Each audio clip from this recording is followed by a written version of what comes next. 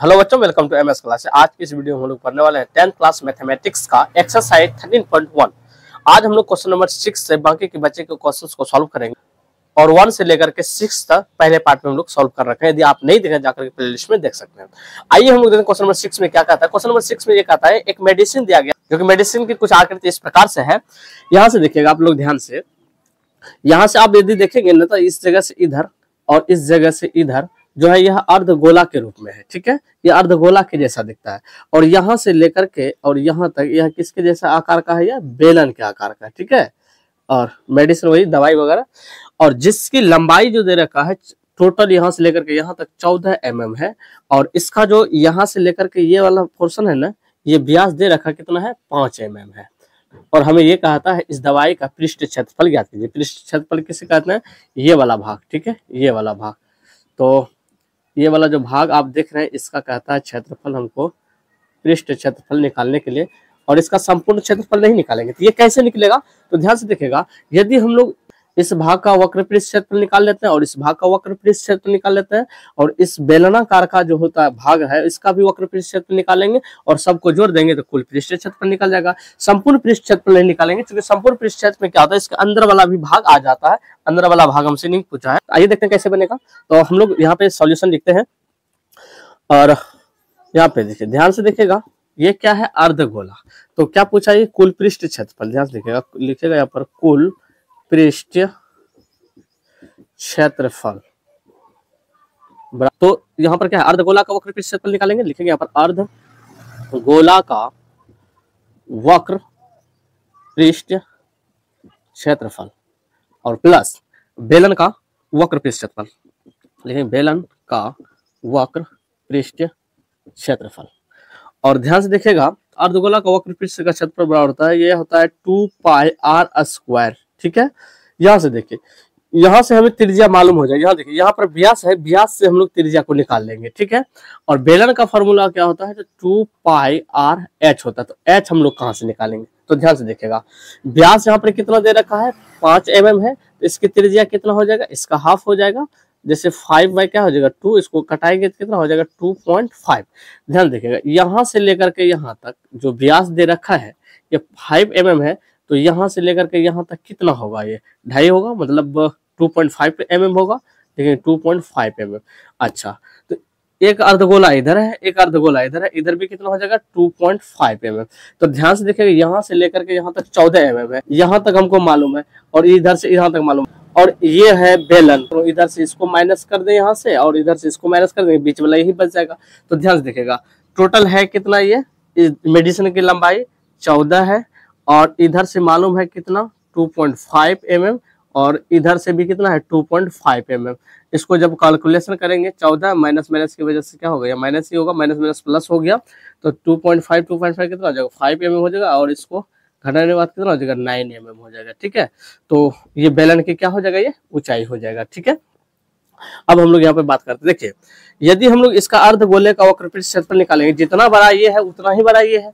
यदि हम लोग इसका निकाल लेंगे जितना, उतना ही इसका होगा। तो इसलिए हम लोग क्या करेंगे, ये 2 पीस है तो 2 से क्या करेंगे, हम लोग इसको गुना कर देते हैं। चलिए इसका हम लोग फॉर्मूला लिखते हैं 2, और अर्धगोले का वक्र पृष्ठ क्षेत्रफल क्या होता है, तो 2πr²। ठीक है, प्लस बेलन का वक्र पृष्ठ क्षेत्रफल क्या होता है, 2πrh होता है। ठीक है, इसमें देखिए कुछ कॉमन आ रहा है क्या, देखिए यहाँ भी 2π है, r है, और यहाँ भी 2πr है। तो हम लोग कॉमन यहाँ पे ले लेते हैं। तो यहाँ से 2 बाहर निकाल लीजिए, यहाँ से उसके बाद क्या है, पाई भी निकलेगा और उसके बाद एगो आर निकल जाएगा। ठीक है, अब यहाँ अंदर में क्या बचा, ये 2 हो रहा, यहाँ 2r था, एक आर बाहर निकल गया, r² था यहाँ पर, एक आर बाहर है तो अंदर क्या था, एक आर बचेगा, प्लस यहाँ पे 2πr था तो 2πr बाहर हो गया, यहाँ पर सिर्फ क्या बचेगा, यहाँ पर h बचेगा। दोनों का त्रिज्या क्या इसका समान है, चूंकि व्यास समान है तो त्रिज्या भी क्या होगा, समान होगा। चलिए इसको सॉल्व करते हैं। 2 लिखिए इंटू, यहाँ से देखिए पाई का वैल्यू क्या होता है, 22/7 होता है, इंटू, और त्रिज्या इसका कितना हो गया, तो त्रिज्या यहाँ से देखिए कितना होगा, 2.5 हो गया। चलिए यहाँ से 2 लिखिए और यहाँ से होगा 2.5 प्लस h कितना दे रखा है, h है यहाँ पर 9। ठीक है, चलिए इसको कैलकुलेशन करते हैं थोड़ा सा। ये 22 दोनों कितना हो गया, यहाँ पर 44 हो गया और डिवाइडेड बाय कितना हो जाएगा, 7 हो जाएगा। यहाँ से देखिए ये कितना हो जाएगा 2.5, तो इसको लिख लीजिए अभी 2.5 पे लिख लीजिए, कोई दिक्कत नहीं हो गया।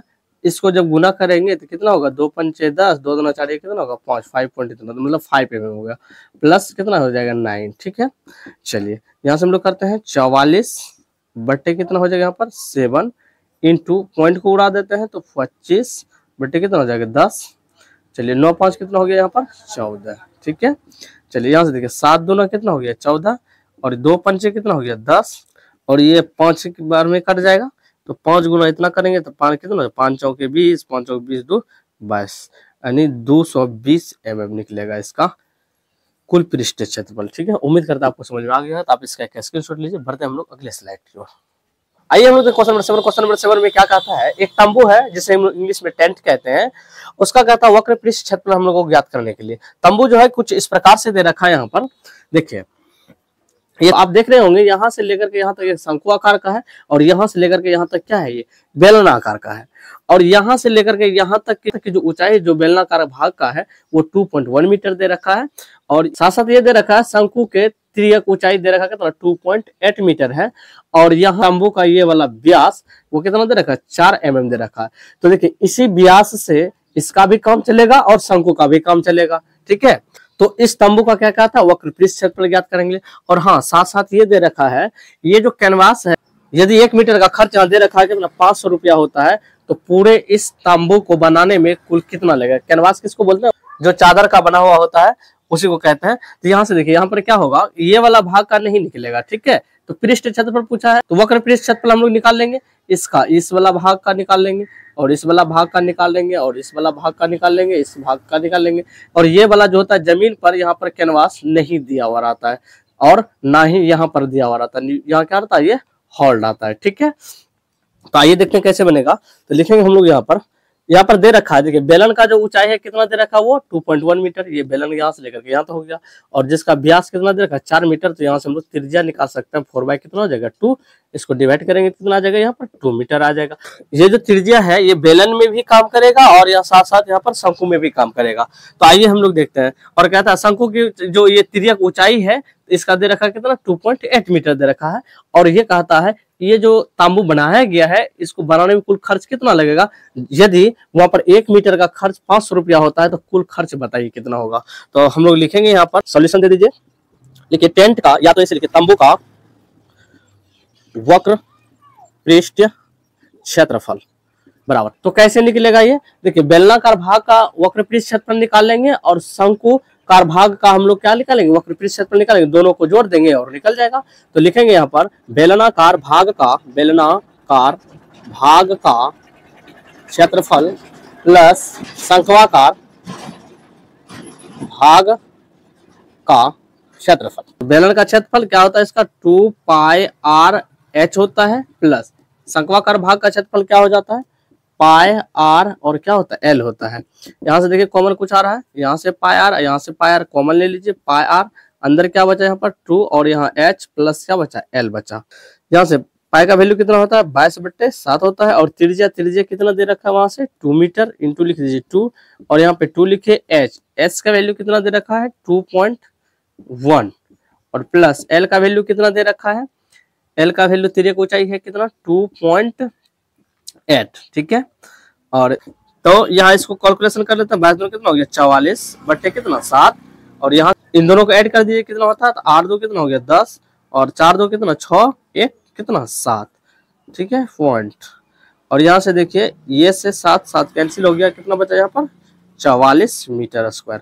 और तो लगाने में पूछता है कुल कितना खर्च होगा उसको निकालते हैं, तो कहेंगे चूंकि 1 मीटर कैनवस का खर्च कितना होता है 500 रुपया, तो 44 मीटर स्क्वायर का खर्च कितना हो जाएगा, तो 500 गुना कितना 44, गुना कीजिए इसको तो हो जाएगा 5 चौके 20, 5 चौके 20 दो कितना 22 और 00 इतना हो जाएगा टोटल रुपया खर्च। ठीक है, उम्मीद करता हूं आपको समझ में आ गया होगा।